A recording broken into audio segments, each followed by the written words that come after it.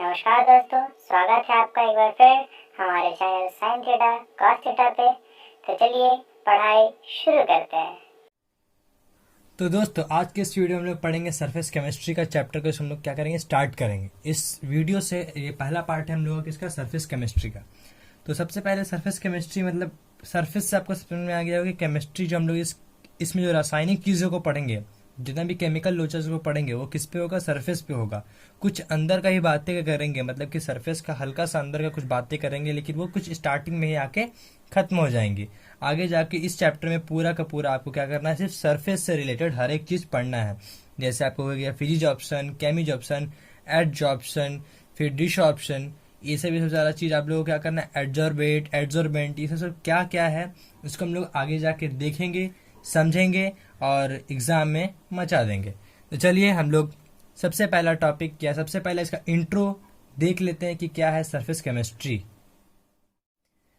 तो दोस्तों जैसे सरफेस केमिस्ट्री जो पार्ट होता है वो आप लोगों को पता है एक ऐसा फिनोमिना है जो डील करता है उसका सरफेस से, किसी भी एक सॉलिड एटम का, किससे सॉलिड एटम या गैसेस एटम या फिर कोई लिक्विड एटम, उसका क्या हो गया सरफेस से क्या होता है, डील करता है। किसी का क्या होता है उसका सरफेस से वो क्या करता है, डील करता है। अब वो जो सरफेस होता है वो सरफेस का और एक रिप्रेजेंटेटिव होता है, क्या होता है, बल्क फेस। क्या होता है, बल्क फेस।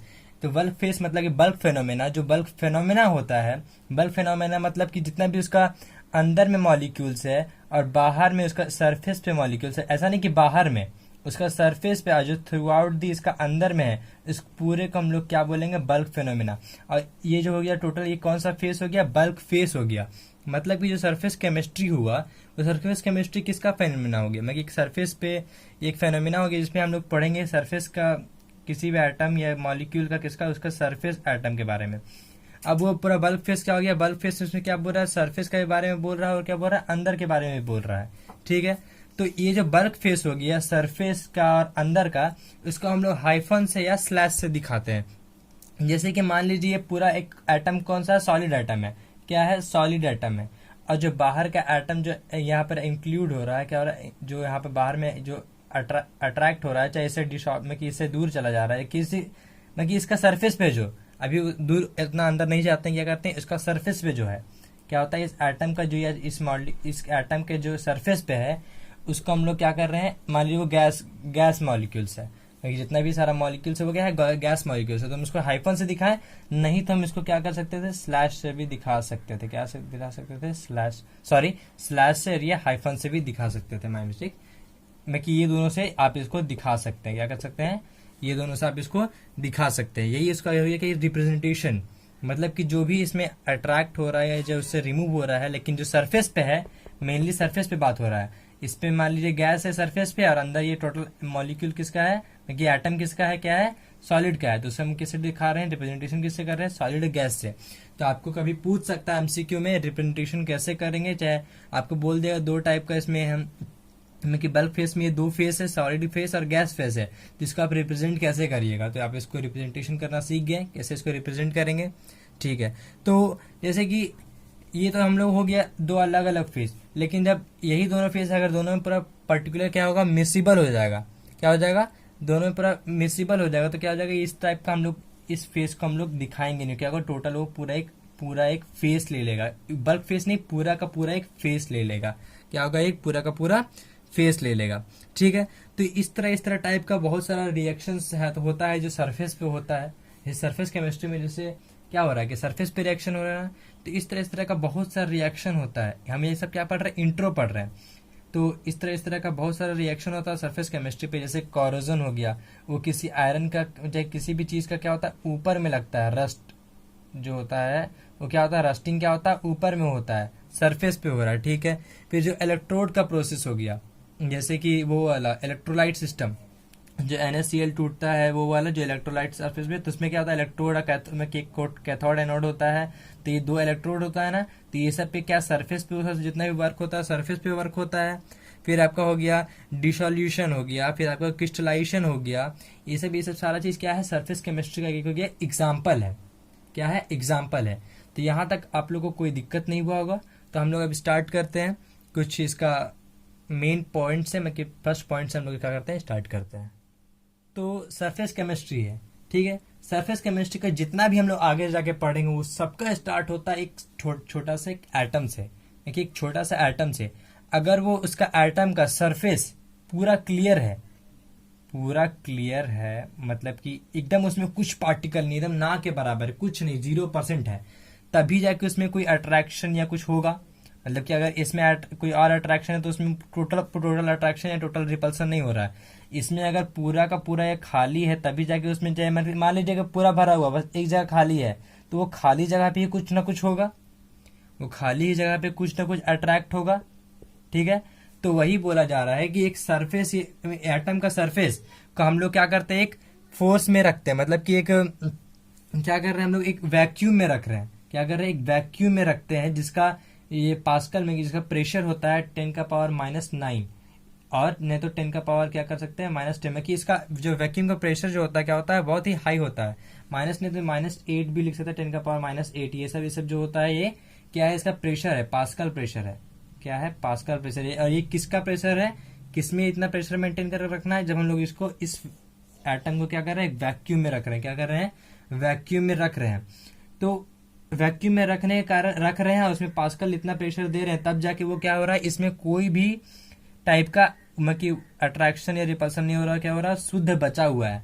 लेकिन हर एक एटम को, हर एक चीज को हम लोग वैक्यूम में तो रख नहीं सकते हैं, और हम लोग किसी भी तो इसीलिए जितना भी अगर हम लोग वैक्यूम में नहीं रखते हैं तो जो मेन एक होता है, मेनली कॉमन चीज, कॉमन डाई ऑक्सीजन चाहे डाई नाइट्रोजन, उसमें क्या होता है, अट्रैक्ट कर जाता है। क्या होता है, O2 या N2 ज्यादातर उसमें उस सरफेस पे क्या होता है, अट्रैक्ट कर जाता है। तो ये सब जो अट्रैक्शन हो गया, ये सब जो अट्रैक्शन हो गया, इसको हम लोग क्या बोलेंगे, एडजॉर्प्शन बोलेंगे। क्या बोलेंगे, एडजॉर्प्शन बोलेंगे। समझिए, यहाँ बोला क्या जा रहा है कि एटम है, एटम का सरफेस क्लियर है। क्या है, सरफेस क्लियर है, पूरा सरफेस क्लियर होना चाहिए। मैं कि हल्का से भी होगा तो वो नहीं, हम अभी यहाँ पूरा का बात कर रहे हैं। क्या बात कर रहे हैं, पूरा का बात कर रहे हैं। हल्का सा भी उसमें अट्रैक्ट करेगा ही, लेकिन उसमें तो पहले से रहेगा ही ना मॉलिक्यूल, तो हम उसका नहीं बात कर रहे। पूरा क्लीन है, तो उसको अगर हम लोग वैक्यूम में नहीं रख रहे हैं इतना प्रेशर दे के, तो वो क्या ना, वो किसी न किसी एटम या किसी न किसी मॉलिक्यूल से क्या होगा, वो अट्रैक्ट करेगा। तो मान लीजिए कोई एटम है, उस पे अगर उसका सरफेस पे अगर कोई भी जितना इतना सारा मॉलिक्यूल अट्रैक्ट हो रहा है, क्या हो रहा है, अट्रैक्ट हो रहा है, तो इसको हम लोग क्या बोलेंगे, एडजॉर्प्शन बोलेंगे। क्या बोलेंगे, एडजॉर्प्शन बोलेंगे। और एडजॉर्प्शन में ये भी होता है कि कभी कभी जब ज्यादा इसका फोर्स होता है तो हल्का सा ये क्या होता है, अंदर की ओर चला जाता है। क्या होता है, कोई कोई पार्टिकल हल्का सा क्या होता है, अंदर की तरफ चल जाता है। तो इसीलिए इसको बोला जाता है, इसका डेफिनेशन होता है, इट इन्वॉल्व्स, इसमें एडजॉर्प्शन में होता है, the unequal distribution of molecular species in bulk and at the surface. हम लोग क्या बोलते हैं बल्क फिनोमेना में, कि टोटल पूरा जो इसका सरफेस होगा और एक पूरा अंदर का पार्ट होगा टोटल, लेकिन इसमें क्या होता है, सिर्फ सरफेस पे होता है और कुछ पार्ट अंदर का होता है। इसलिए क्या बोला जा रहा है, इसमें पूरा सरफेस और एक कुछ पार्ट बल्क का हिस्सा, मतलब कि कुछ हिस्सा उसमें इन्वॉल्व रहता है। इसको हम लोग क्या बोलेंगे, एब्जॉर्प्शन बोलेंगे। एब्जॉर्प्शन का मतलब समझ आ गया। इसी तरह इसका उल्टा होता है एब्जॉर्प्शन, उल्टा नहीं, इसका और अंदर डीपली जाएंगे तो क्या होता है, एब्जॉर्प्शन। एब्जॉर्प्शन का मतलब हुआ कि वो, देखिए पहली बात, एब्जॉर्प्शन का मतलब होता है कि जो सारा मॉलिक्यूल क्या होगा, वो अंदर की ओर चला जाएगा। क्या हो जाएगा, इसमें कुछ हिस्सा जा रहा था ना, इसमें क्या होता है, सारा मॉलिक्यूल क्या हो रहा है, अंदर की ओर चला जा रहा है। तो अंदर की ओर जाने से पहले उसको सरफेस से अट्रैक्ट होना पड़ेगा, अंदर की ओर जाने से पहले उसको सरफेस से अट्रैक्ट होना पड़ेगा। इसलिए इसका डेफिनेशन होता है, it involves the equal distribution of molecular species throughout the bulk. क्या होता है, थ्रू आउट द बल्क, मतलब पूरा होल बल्क में इक्वल डिस्ट्रीब्यूशन होता है। ऐसा नहीं कि इसमें क्या था, किसी का अंदर जा रहा था, किसी का बाहर ही रुक जा रहा था। तो ये होता है अनइक्वल डिस्ट्रीब्यूशन। क्या होता है, equal distribution of molecular species. समझ में आ रहा है। और ये सिर्फ सरफेस और कुछ हिस्सा बल्क का, और ये क्या होता है, थ्रू आउट द बल्क होता है। इसको हम लोग क्या बोलेंगे, एब्जॉर्प्शन। क्या बोलेंगे, एब्जॉर्प्शन। ये है आपका एब्जॉर्प्शन, ये है आपका एडजॉर्प्शन। क्लियर है। और इसी तरह एक होता है डीजॉर्प्शन। क्या होता है, डीजॉर्प्शन, मतलब कि अट्रैक्ट कर रहा है, इसका सरफेस पे कुछ नहीं है। क्या है, इसका सरफेस पे कुछ नहीं है, तो क्या कर रहा है, अट्रैक्ट कर रहा है। जब इसका सरफेस पे कुछ पार्टिकल्स है और इसको उतना सारा पार्टिकल्स अट्रैक्ट करना, लेकिन ये दो पार्टिकल्स उसको भिड़ रहा है, मतलब कि जैसे मान लीजिए इसका सरफेस पे 5 ये मॉलिक्यूल्स है और ये इसका सरफेस पे टोटल सिर्फ 10 ही मॉलिक्यूल्स अट्रैक्ट हो सकता है, इसका उतना सरफेस एरिया है, और ये 10 मॉलिक्यूल्स उधर से आ रहा है जिसको इस पे अट्रैक्ट करना जरूरी है, तो ये 5 मॉलिक्यूल्स को अपना दूर फेंकेगा, तो उस दूर का फेंकने का प्रक्रिया का हम लोग क्या बोलेंगे, डीजॉर्प्शन बोलेंगे। क्या बोलेंगे, डीजॉर्प्शन बोलेंगे, DESORPTION। ठीक है, यहाँ तक क्लियर है। तो हम लोग आगे और कुछ को देखते हैं। तो दोस्तों जैसे जैसे कि हर एक कुछ भी प्रोसेस होता है, चाहे हर एक कुछ भी ऐसा सिस्टम होता है, उसमें एक कंडीशन जरूर होता है कि कैसा एक कंडीशन में वो चीज़ ज़्यादा होगा। मतलब कि अगर एडजॉर्प्शन में अगर आपको बोले कि कौन सा ऐसा एटम में वो एडजॉर्प्शन का प्रक्रिया बहुत ही ज़्यादा रेट से होगा, चाहे उसमें बहुत ही ज़्यादा मॉलिक्यूल अट्रैक्ट हो सकता है। तो हम लोग जैसा कि जानते हैं कि एडजॉर्प्शन एक सरफेस फिनोमिना है, क्योंकि वो सारा जो मॉलिक्यूल्स होता है क्या होता है, सरफेस से अट्रैक्ट करता है। तो जिसका सरफेस एरिया ज़्यादा रहेगा वो ज़्यादा एडजॉर्प्शन कर सकेगा, वो ज़्यादा ही एडजॉर्प्शन कर सकेगा। समझ में आ रहा है ना। जिसका सरफेस में कि एडजॉर्प्शन को हम लोग क्या बोलते हैं, सरफेस फेनोमेनन बोलते हैं। तो सरफेस फेनोमेनन मतलब कि जिसका ज़्यादा ही सरफेस एरिया रहेगा उसमें हम लोग का कि मॉलिक्यूल ज़्यादा अट्रैक्ट होगा और उसमें एडजॉर्प्शन ज़्यादा होगा। तो ऐसा बहुत सारा फाइनली डिवाइड स्टेट, मतलब कि जिसका ज़्यादा ये सरफेस एरिया रहता है, वैसा कुछ आपका है आपका एटम। जैसे चारकोल हो गया आपका, फिर हो गया सिलिका जेल हो गया, क्या हो गया, सिलिका जेल हो गया। ठीक है, फिर आपका एल्यूमिना जेल हो गया, फिर क्ले हो गया।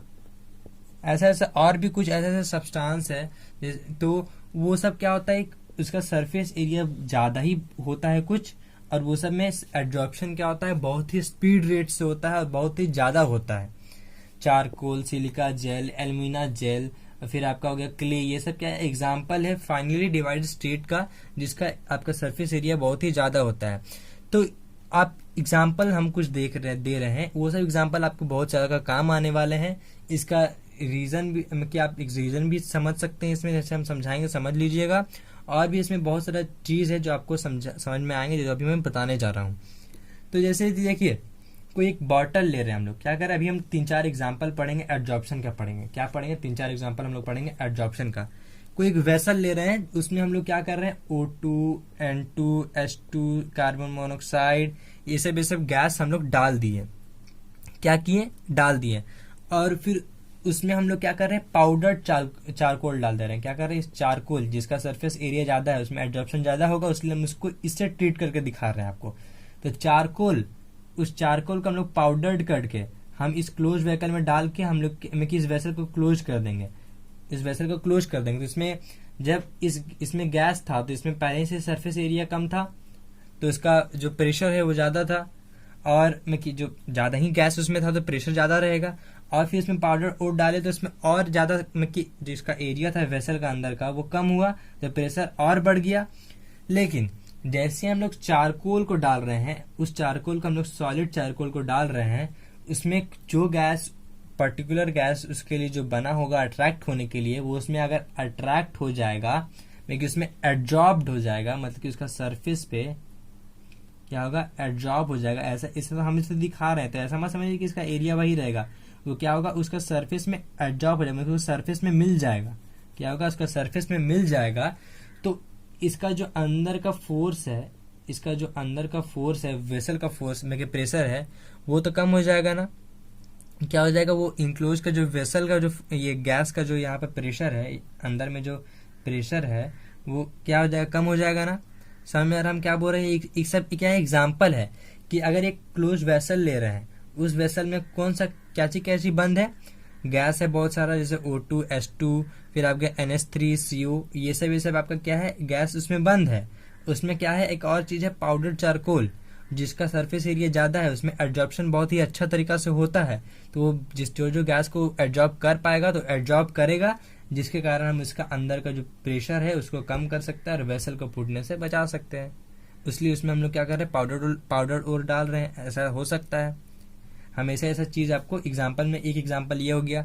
एक एग्जाम्पल एक और हो गया कि एक ऑर्गेनिक डाई मतलब कलर करने वाला, ऑर्गेनिक डाई है, उसका कलर है आपका ब्लू ले लीजिए। क्या है, उसका कलर है ब्लू है, क्या है, ब्लू है। तो उसको हम लोग क्या कर रहे हैं, ये एनिमल चारकोल, चारकोल भी बहुत टाइप का होता है। क्या होता है, हम इसमें क्या ले रहे हैं, एनिमल चारकोल ले रहे हैं। क्या ले रहे हैं, एनिमल चारकोल ले रहे हैं। इसमें पाउडर चारकोल लिए थे, इसमें क्या ले रहे हैं हम लोग, एनिमल चारकोल ले रहे हैं। क्या ले रहे हैं, एनिमल चारकोल ले रहे हैं। उसको ये जो सॉल्यूशन है ऑर्गेनिक डाई का, उसमें हम लोग क्या कर रहे हैं, मिक्स कर दे रहे हैं। क्या कर दे रहे हैं, पूरा मिक्स करके उसको हम लोग क्या कर रहे हैं, शेक कर रहे हैं। क्या कर रहे हैं, उसका पूरा मिक्स करके हम लोग क्या कर रहे हैं, शेक कर रहे हैं। और जब वो शेक करने के बाद जब वो फिल्टर्ड हो जाएगा, तब क्या आप लोग देखेंगे कि जो ऑर्गेनिक डाई है उसका कलर क्या हो जाएगा, कलरलेस हो जाएगा।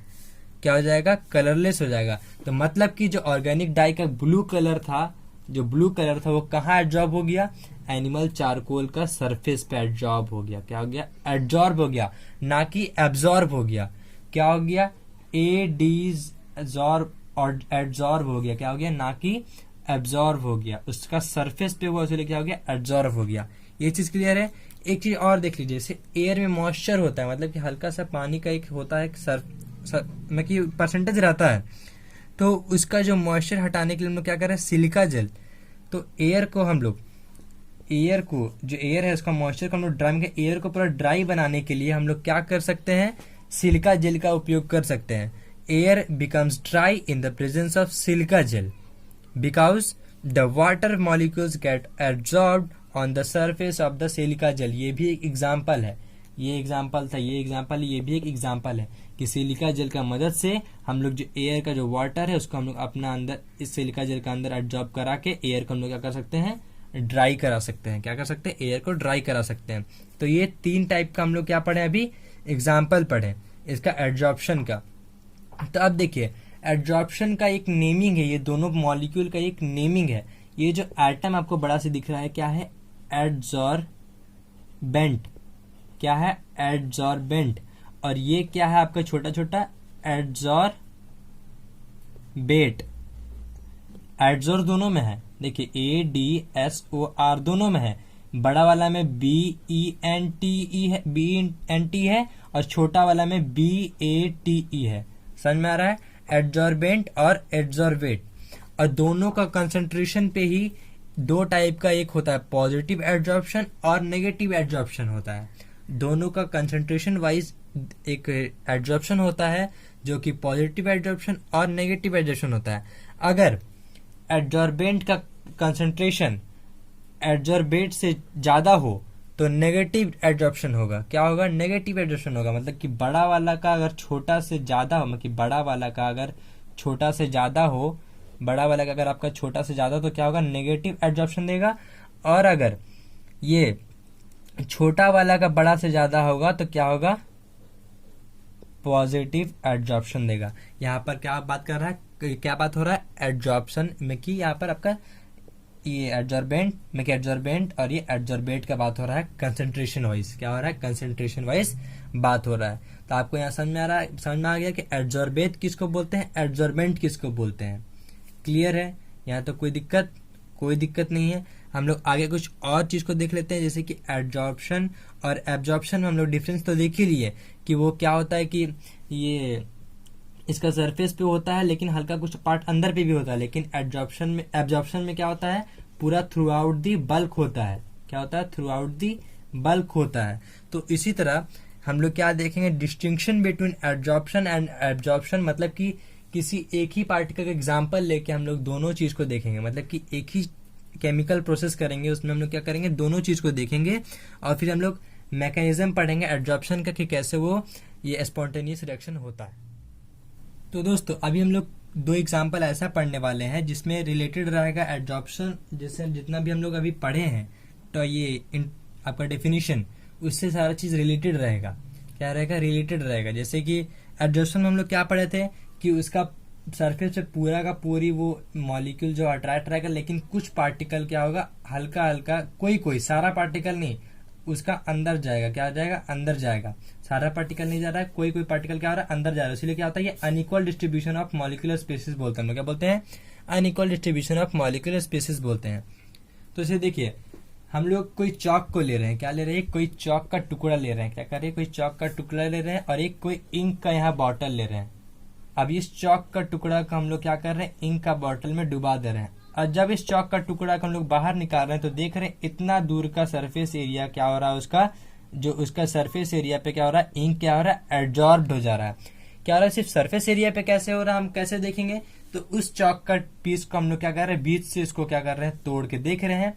तो देख रहे हैं कि बीच का सिर्फ व्हाइट है, लेकिन उसका जो सिर्फ किनारे किनारे का जो सरफेस एरिया है, उसका सिर्फ जो किनारे किनारे का जो सरफेस एरिया, उसी पे हम लोग क्या है दिख रहा है आपको, उसका इंक का कलर दिख रहा है। और कुछ कुछ कहीं इधर का छूटा हुआ है, चाहे इधर का कहीं छूटा हुआ है, चाहे इधर का ये अंदर घुस गया, चाहे इधर का अंदर घुस गया। मतलब कि कोई कोई पार्ट जो है इसमें अंदर घुस गया है इंक, और किसी किसी पार्ट में इंक अंदर नहीं गया है, लेकिन पूरा अंदर नहीं जाता है, सिर्फ हल्का पार्ट के लिए अंदर जाता है। ये आप इस चीज को घर में भी करके देख सकते हैं। क्या कर सकते हैं, घर में भी इसको आप करके देख सकते हैं। यही हो गया आपका मेन एब्जॉर्प्शन का डेफिनेशन, समझने का तरीका, कंसेप्ट है आपका, कि आपको अगर क्लियर नहीं होता है तो आप इस एग्जाम्पल से आप इसको क्लियर कर सकते हैं। क्या कर सकते हैं, इस एग्जाम्पल से आप क्या कर सकते हैं, क्लियर कर सकते हैं। कि अगर चौक लीजिए, एक इंक लीजिए, चौक को इंक में डालिए, देखिए आपका जो सरफेस एरिया पे होगा वो इंक लग जाएगा और कुछ कुछ हल्का अंदर चला जाएगा। तो इसीलिए हम इसको बोलते हैं unequal distribution of molecular species. तो यहाँ पर क्या जा रहा है, unequal distribution of molecules of ink in the surface area of chalk और इन बल्क। समझ रहे हैं ना, कि बल्क हल्का से एक अंदर का हिस्सा को ले रहे हैं। ठीक है, यहाँ तक क्लियर है। अब आते हैं हम लोग, जैसे हम लोग पढ़े थे कि जो सिलिका जेल क्या होता है, वाटर को एब्जॉर्ब कर लेता है। क्या करता है, वाटर को एब्जॉर्ब कर लेता है। उसी तरह वाटर को अगर हम क्या बोले थे, एक ही चीज से दो एग्जांपल, मतलब कि एक ही एटम रहेगा। क्या रहेगा, एटम क्या है इसमें, मान लीजिए एक मॉलिक्यूल से, एक ही मॉलिक्यूल्स टाइप, जो मॉलिक्यूल का टाइप रहेगा एक ही टाइप रहेगा। क्या ले रहे हैं हम लोग, वाटर वेपर ले रहे हैं। क्या ले रहे हैं, वाटर वेपर ले रहे हैं, जो क्या है मॉलिक्यूल्स है, वाटर वेपर्स मॉलिक्यूल्स ले रहे हैं। वही इसका हम दो दो चीज में करके दिखा रहे हैं। एक ऐसा एग्जांपल जिसमें वाटर वेपर एब्जॉर्ब्ड हो, और एक ऐसा एग्जांपल जिसमें वाटर वेपर एब्जॉर्ब हो। तो एब्जॉर्ब का तो हम लोग को पता है, क्या है, सिलिका जेल। क्या है, सिलिका जेल। ठीक है, सिलिका जेल, इसमें क्या हो रहा है, वो एब्जॉर्ब हो जा रहा है, एब्जॉर्ब हो जा रहा है। अब हम लोग क्या ले रहे हैं, एक ले रहे हैं एनहाइड्रस कैल्शियम क्लोराइड। क्या ले रहे हैं, एनहाइड्रस कैल्शियम क्लोराइड, जिसमें क्या हो रहा है, वाटर एब्जॉर्ब हो जा रहा है। क्या हो रहा है, एब्जॉर्ब। एनहाइड्रस, उसमें क्या हो रहा है, हाइड्रोजन का मॉलिक्यूल्स का कोई नामो निशान नहीं है, एनहाइड्रस है वो। तो उसमें क्या हो रहा है, जो जितना भी हाइड्रोजन का वाटर वेपर जितना है वो क्या हो रहा है, कैल्शियम क्लोराइड में, कैल्शियम क्लोराइड नहीं, anhydrous calcium chloride, anhydrous calcium chloride. क्या ले रहे हैं, एनहाइड्रस कैल्शियम क्लोराइड ले रहे हैं। ठीक है, तो उसमें क्या हो जा रहा है, एनहाइड्रस कैल्शियम क्लोराइड में क्या हो जा रहा है, पूरा का पूरी क्या हो जा रहा है, वो वाटर वेपर क्या हो जा रहा है, एब्जॉर्ब कर जा रहा है। क्या हो जा रहा है, वाटर वेपर एब्जॉर्ब कर जा रहा है, एनहाइड्रस कैल्शियम क्लोराइड। ठीक है, ये चीज हम लोग दो एग्जांपल जैसे आपको बोले थे वैसे एग्जांपल पढ़ लिए। हम लोग पढ़ते हैं मैकेनिज्म एब्जॉर्प्शन, जिसके कारण कि कैसे हम लोग, जैसे एक क्वेश्चन पूछ देगा आपको कि स्पॉन्टेनियस रिएक्शन क्यों होता है। हम लोग अभी पढ़े नहीं थे कि स्पॉन्टेनियस रिएक्शन होता है, चलिए इसको देख भी लेते हैं कि जो एब्जॉर्प्शन होता है वो क्या होता है, स्पॉन्टेनियस रिएक्शन होता है। क्या होता है, स्पॉन्टेनियस रिएक्शन होता है। स्पॉन्टेनियस रिएक्शन का मतलब गिव्स फ्री एनर्जी नेगेटिव में होना चाहिए, मतलब कि डेल्टा जी क्या होना चाहिए, नेगेटिव में उसका वैल्यू आना चाहिए। क्या होना चाहिए, डेल्टा जी होना चाहिए नेगेटिव में, तभी जाके वो क्या होता है, स्पॉन्टेनियस रिएक्शन होता है। स्पॉन्टेनियस रिएक्शन मतलब कि वो क्या हो गया, नेगेटिव गिव्स फ्री एनर्जी। तो वो चीज नेगेटिव गिव्स फ्री एनर्जी कैसे होता है, और जो अट्रैक्शन होता है मॉलिक्यूल्स का ये सरफेस पे, वो किसके कारण होता है। तो दोस्तों, जो भी अट्रैक्शन होता है जैसे सरफेस पे किसी भी एटम्स का जिसमें एब्जॉर्प्शन होता है, वो किसके कारण होता है। जैसे एटम का अंदर चाहे जो उसका जो पूरा बल्क फेनोमिना हो गया, उसमें जो क्या हो गया, बल्क जो अंदर का चीज हो गया, जो एटम का पूरा अंदर का चीज हो गया, अंदर में जितना भी मॉलिक्यूल्स है वो क्या होता है, एक दूसरे से अपना इक्वली, मतलब कि उसमें फोर्स जो होता है, जो फोर्स होता है जब कुछ भी चीज होता है अंदर में, क्या होता है, इक्वल होता है। जब फोर्स एक्टिंग जो पार्टिकल्स होता है क्या होता है, म्यूचुअली बैलेंस रहता है। क्या होता है, म्यूचुअली बैलेंस रहता है, तभी जाके वो एक शेप दे पाता है, तभी जाके वो ना शेप में एक रहता है। क्यों, क्योंकि उसका अंदर का फोर्स जो होता है म्यूचुअली बैलेंस रहता है। लेकिन उसका जो बाहर का जो चीज हो गया, क्या हो गया, उसका बाहर का जो चीज हो गया वो तो म्यूचुअली नहीं रहता है, उसका जो सरफेस पे जितना भी इसका मॉलिक्यूल्स रहा वो क्या था, म्यूचुअली बैलेंस तो रहता नहीं है। अब म्यूचुअली बैलेंस नहीं होने के कारण ही वो अनबैलेंस या रेसिडुअल अट्रैक्टिव फोर्स लगाता है। क्या करता है, अनबैलेंस या रेसिडुअल अट्रैक्टिव फोर्स लगाता है। क्यों, क्योंकि वो बाहर का पार्टिकल जो होता है म्यूचुअली अनबैलेंस्ड रहता है। म्यूचुअली इसका फोर्स जो ये फोर्स ऑफ बिटवीन पार्टिकल्स होता है वो कहता है अनबैलेंस रहता है। उसी कारण क्या करता है वो अनबैलेंस और रेसिडुअल अट्रैक्टिव फोर्स लगाता है। ठीक है, वो चीज क्लियर हो गया। अब जैसे हम लोग पता है पढ़े हैं कि एक इंपॉर्टेंट फैक्टर होता है एडजॉर्प्शन में, क्या होता है, सरफेस एरिया। सबसे इंपॉर्टेंट फैक्टर क्या होता है उसमें, सरफेस एरिया होता है। मतलब सेलेक्टिव होना चाहिए, प्रिमिटिव इन नेचर। मतलब सेलेक्टिव इन प्रिमिटिव नेचर मतलब क्या हो गया कि वो उसका जो सरफेस एरिया एक सेलेक्टिव एटम को ले रहे हैं, प्रिमिटिव में जो उसमें उसका फॉलो कर रहा है। क्या कर रहा है, उसको फॉलो कर रहा है। समझ में आ रहा है, ये चीज क्लियर है। तो सरफेस एरिया मेनली क्या करता है, इस पे मेन रोल फॉलो करता है। एक और जो होता है सरफेस एरिया के अलावा एक और जो चीज होता है वो क्या होता है, एडजॉर्प्शन को क्या करता है, इफेक्ट करता है। वो क्या होता है, उसका हीट करता है। ड्यूरिंग जो एडजॉर्प्शन के जो ड्यूरिंग जो हीट होता है वो क्या होता है, एक इसका मेजर फैक्टर होता है। जैसे देखिए अभी हम लोग बात कर रहे हैं उसी से हीट से ही निकलता है, हम लोग उसी से हम लोग का एक कंसेप्ट निकलता है कि गिब्स फ्री एनर्जी क्या होता है, इसमें नेगेटिव होता है, जिसके कारण हम लोग पता करते हैं कि एडजॉर्प्शन क्या होता है, स्पॉन्टेनियस रिएक्शन होता है। तो जैसे देखिए आप लोग को तो पता होगा कि एंट्रोपी किसको बोलते हैं। एंट्रोपी ऑफ गैस मतलब कि उसका फैलना, उसको हम लोग क्या करते हैं, डेल्टा एच से डिनोट करते हैं। तो जैसा कि हम लोग जानते हैं कि डेल्टा जी जो होता है उसका फॉर्मूला क्या होता है, delta H minus T delta S. हम लोग क्या कर रहे हैं, 11th क्लास में इसको पढ़े हैं। Delta G equal to delta H minus T delta S. इसमें क्या बोल रहा है, स्पॉन्टेनियस होने के लिए इसको क्या होना चाहिए, माइनस होना चाहिए। अगर ये इसको माइनस होना है तो क्या इसका भी वैल्यू आपको माइनस होना चाहिए, तब जाके ये दोनों माइनस माइनस क्या होगा, इसका वैल्यू क्या दे देगा, माइनस में वैल्यू दे देगा। समझ में आ रहा है हम क्या बोलना चाह रहे हैं। तो जैसे देखिए जो एडजॉर्प्शन प्रोसेस होता है, जो एडजॉर्प्शन प्रोसेस होता है वो क्या होता है, एक्सोथर्मिक प्रोसेस होता है। क्या होता है, एक्सोथर्मिक प्रोसेस होता है। क्या होता है, एक्सोथर्मिक प्रोसेस होता है। और एक्सोथर्मिक प्रोसेस में क्या होता है, ये डेल्टा एच क्या होता है, नेगेटिव होता है। डेल्टा एच क्या होता है, ऑलवेज नेगेटिव होता है। क्या होता है, डेल्टा एच क्या होता है, सॉरी डेल्टा एच बोलते हैं, डेल्टा एच क्या होता है, ऑलवेज नेगेटिव होता है। ठीक है, हम लोग यहाँ तक देख लिए। अब देखिए जब किसी भी सरफेस पे मॉलिक्यूल्स, जब जो गैस का मॉलिक्यूल्स है जो उस पर एब्जॉर्ब हो जाता है तो उसका एंट्रोपी क्या होता है, ना के बराबर, तो मतलब जीरो हो जाता है। जो इसका एंट्रोपी क्या होता है वो क्या हो जाता है, जीरो। मतलब इसका जो एंट्रोपी थोड़ा डिक्रीज होता है वो क्या होता है, मतलब जो एंट्रोपी है उसमें क्या होता है, डिक्रीजमेंट हो जाता है, मतलब डिक्रीज करने लगता है। ये चीज क्लियर है। तो जैसे देखिए डिक्रीज कर जाता है तो इसमें क्या हो जाएगा, जो डेल्टा एस हो गया उसका जो एंट्रोपी हो गया वो तो क्या हो गया, मेनली ना के बराबर हो गया। डेल्टा एस तो होगा ही, लेकिन जो एस हो गया उसका जो फाइनल एंट्रोपी हो गया क्या हो गया, वो क्या हो गया, जीरो हो जाता है, क्योंकि वो तो एब्जॉर्ब हो जाता है उसमें, तो ना के बराबर वो फैल सकता है। तो डेल्टा एस तो होगा ही। इससे पता चल रहा है कि इसमें डेल्टा एस एक मेजर फैक्टर है। जैसे डेल्टा एस का मतलब क्या हो गया, अब जो पहले था और फिर उसके बाद जो बाद में था, इनिशियल माइनस फाइनल, तो इनिशियल तो था ही, अब फाइनल क्या है, जीरो है। तो मतलब कि इनिशियल तो S1 हो गया, कि वो तो नेगेटिव में नहीं है। क्या आ रहा है, इसका डेल्टा एस का वैल्यू तो नेगेटिव में नहीं आ रहा है, तो टी डेल्टा एस जो है तो उसका वैल्यू तो नेगेटिव में होगा नहीं। क्या होगा, उसका डेल्टा जो वैल्यू होगा उसका नेगेटिव में होगा नहीं। तो ये टी डेल्टा एस यहाँ जो माइनस है वो माइनस का माइनस ही रहेगा। एक चीज यहाँ देख लिया हम लोग, ये माइनस का माइनस में ही रहेगा। अब देखिए डेल्टा एच क्या होता है, एक्सोथर्मिक में क्या होता है, माइनस होता है। क्या होता है, माइनस होता है, डेल्टा एच माइनस होता है। तो अब देखिए फॉर्मूला वाइज जैसे डेल्टा एच माइनस होता है और यहाँ पर हम लोग एंट्रोपी क्या है, जीरो हो जा रहा है। चिपकने के बाद क्या हो रहा है, एंट्रोपी जीरो हो जा रहा है। जो टी डेल्टा एस क्या हो जा रहा है, माइनस टी डेल्टा एस में ही रह रहा है। तो जो डेल्टा जी का वैल्यू है तो minus delta H minus T delta S होने के कारण वो डेल्टा जी का वैल्यू क्या दे रहा है, माइनस में दे रहा है। और जिसके कारण हम लोग बोल सकते हैं कि क्या है, ये स्पॉन्टेनियस रिएक्शन है।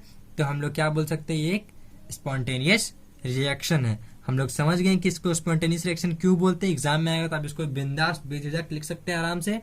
जी हाँ, जरूर लिख सकते हैं। तब चलिए यहाँ तक क्लियर है।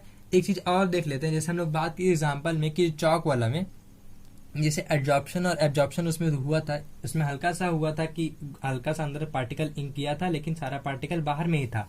लेकिन तो उसमें एक चीज हम लोग देख सकते हैं कि जो एडजॉर्प्शन का जो रेट होता है, मतलब कि समय के अनुसार जो एडजॉर्प्शन होता है वो क्या होता है, बहुत ही तेजी से होता है, लेकिन जो बहुत तेजी से होता है लेकिन सिर्फ सरफेस पे होता है, क्या होता है, सरफेस पे होता है। और जो एब्जॉर्प्शन का जो रेट होता है वो क्या होता है, समय के अनुसार क्या होता है, बहुत ही स्लो होता है, मतलब कि बहुत ही धीरे धीरे वो एब्जॉर्ब होता है।